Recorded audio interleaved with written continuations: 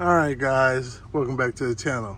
So I'm gonna make this a quick video for you. So for you guys out there with the Dodge Ram, this is all-wheel drive, front-wheel drive, all-wheel drive, not front-wheel drive, all-wheel drive. I'm changing out the front wheel bearing, and some require you to remove everything up here, drop it down, do a whole lot of work. So I want to try to show you the easy way. Now, the first thing you want to test to see if it's your wheel bearing, you can kind of feel it in your steering wheel. You feel a bit of rumble. But if you get out here with the tire on here and you shake it, you're at 6 o'clock and, 3 o'clock and 9 o'clock, and you're able to rock that puppy back and forth, even from 12 o'clock and 6 o'clock too, it's pretty much your wheel bearing. If you determine it's your wheel bearing, you want to order a new one. I think I paid $54 for this off of Amazon. You want to take a 35 millimeter socket. I had it around here somewhere where I showed you, but it don't matter. Here we go. You want to take a 35 millimeter. It's gonna, if you got an impact, it's going to help you out tremendously.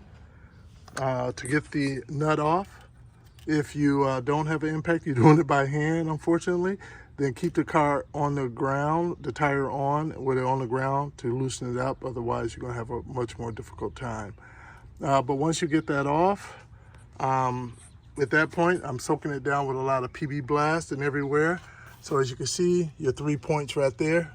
There's one, there's number 2, and there's number 3. And as you can see, I'm Wisconsin, so you can see the rust that needs to come off on here, the rust build up. I cleaned the threads off as best as I can to help everything back out. I got the wheel turned all the way to the left in order to get, of course you can see the brakes and the brake disc is off as well. But with it cut all the way to the left towards the driver's side, you can see access to one right here. And if we take, I'm going to take my 18 millimeter, which what it should be. You should be able to just get that 18 millimeter right on there. You see that? So I'm just going to take that with my impact and draw that out of there. I'm going to go slow because it's kind of rusty. So you want to give a chance for all that rust to break its way off. I don't want to snap the head or make things worse.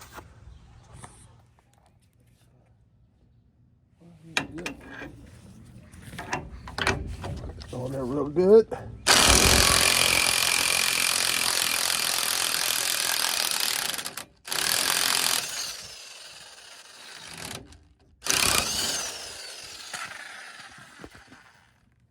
All right, that made easy work of the first one. Now I want to move it all the way to the passenger side, turn the wheel all the way to the passenger side to get the other 2. I'm trying to see right now if I can get the top one while it's still turned to the driver's side. All right, so I put a 18, not a deep socket, on a swivel. And this right here is just a increaser from a 1/4 inch to a 1/2 inch, or a 3/8 inch to a 1/2 inch, because I didn't have an 18 short socket with a 1/2 inch. All right, so now I have what I need. Hopefully these are strong enough to handle the impact.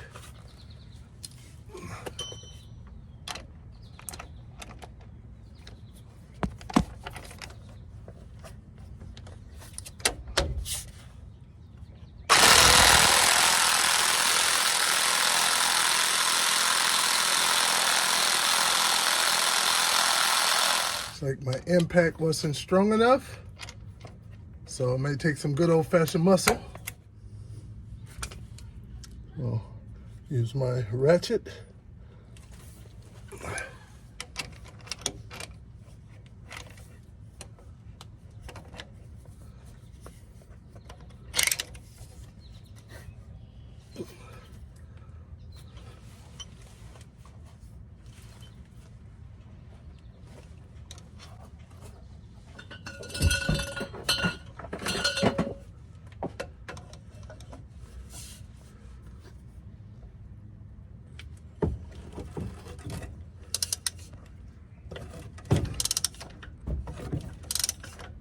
Okay, that wasn't bad.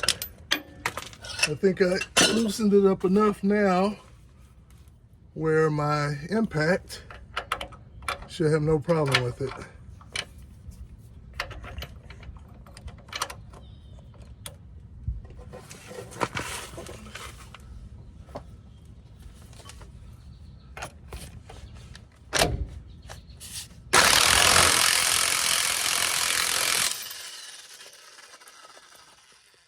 Go.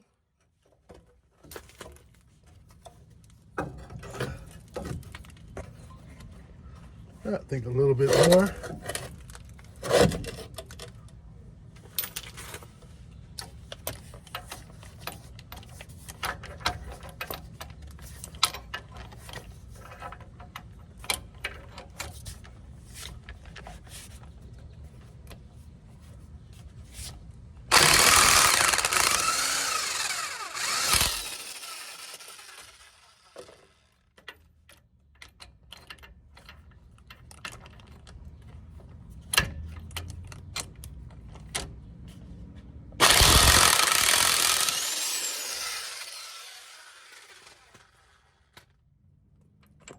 There we go, number 2.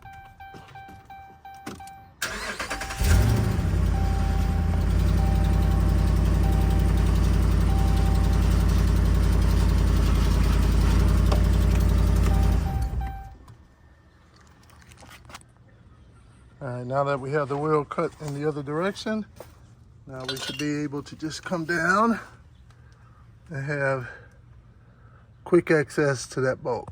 And there she is right there. Good old-fashioned muscle power.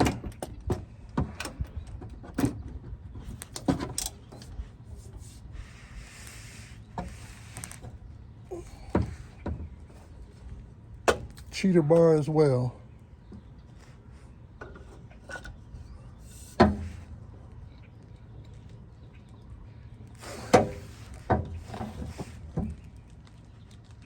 There we go, she's moving.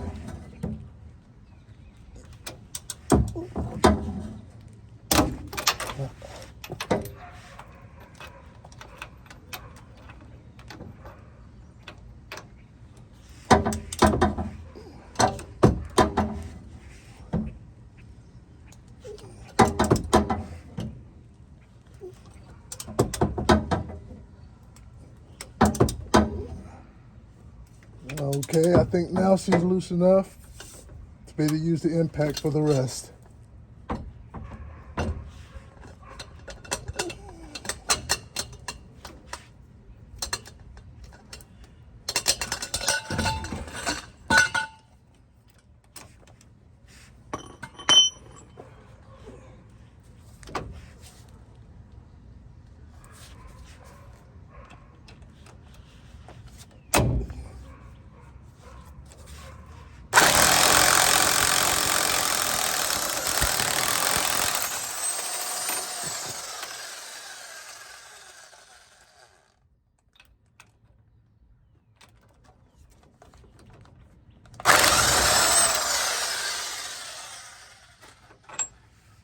And there's the last one. All 3 done without needing to remove any extra parts.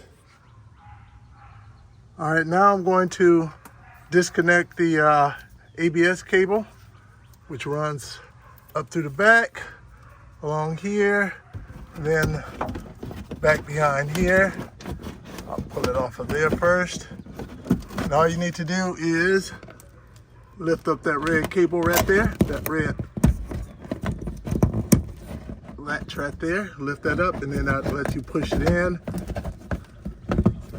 Push it in to be able to pull down on the other part. I need my other hand.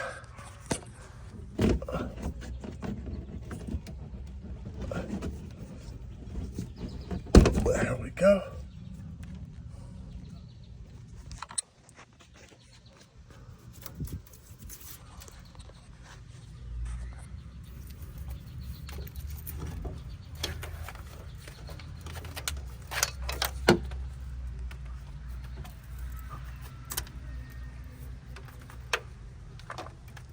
And now for you you boys down in Texas and Arizona and places like that, Nevada, this probably just falls off for you guys and you can just put your new one on. But up here in the Rust Belt, we gotta take a sledgehammer to get this off the rest of the way. First, I'll go ahead and remove my nut off the rest of the way. And so I first soaked this down with a bit of PB Blast around here to help. But I'm just gonna hammer away at each side until it get out of there. They have tools to help remove these, but I don't have it. I'm using good old-fashioned muscle.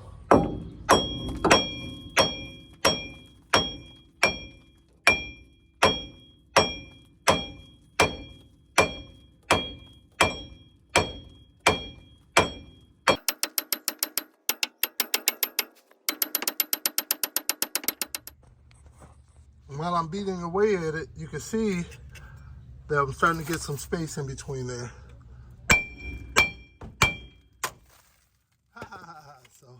So much for that rusty dust shield.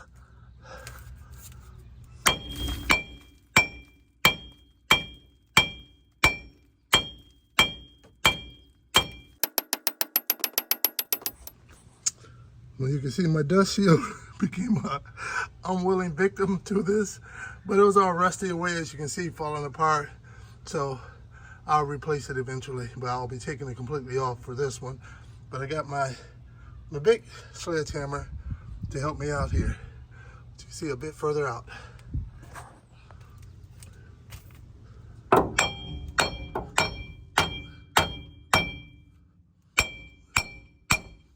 right, I think it's loose now.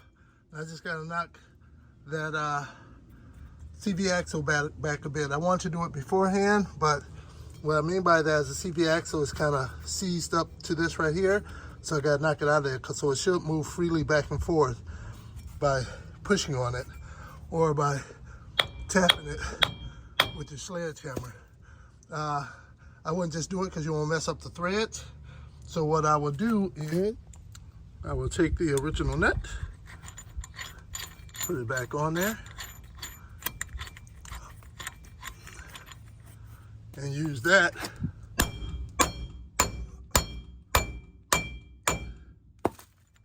to straighten that out.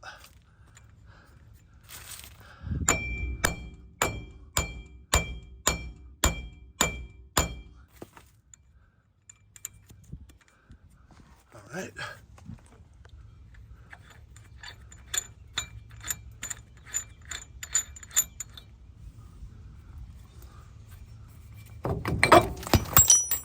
All right. So there's our old one, ready to come off. Off. And what we're going to do, we're going to clean this up with a wire wheel, put some NTCs on there, and then put our new one on.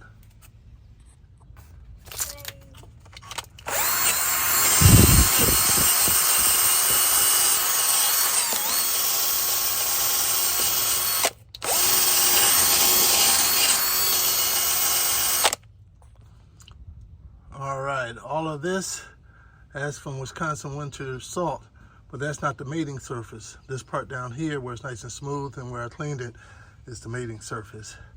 So, and I'll just add a bit of NTCs there for the future. And usually when one side go bad, the other side is not far behind. And actually I changed out the last one, the other side, probably about 6 months ago. And now this side went out.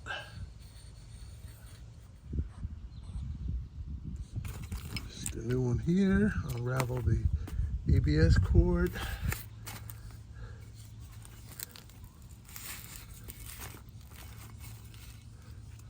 And I'm gonna situate it the way it was. The ABS cord was here on this side, the front, towards the front. And I will orient it in the same fashion.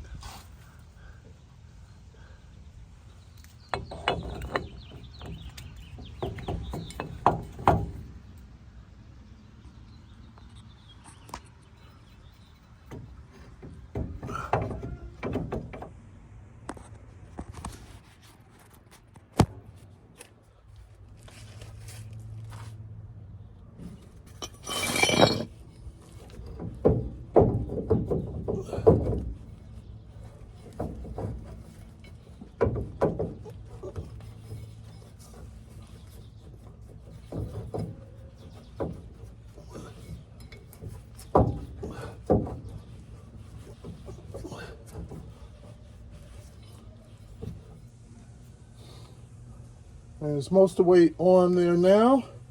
I'm probably going to use this to help draw it on a little closer before I put the bolts on the back.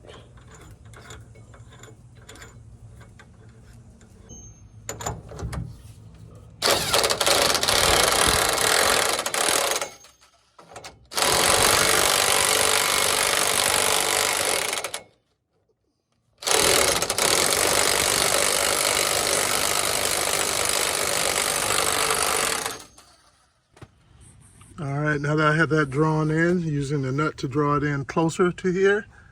See a little bit of a gap still, but it's much closer to be able to get the 3 bolts from the back. So I will put those in and tighten those down. And before doing that, I'll take a little bit of my NTCs and put them on each one of those 3 bolts. All right, so you really just do everything back in reverse at that point, and then you should be done with it.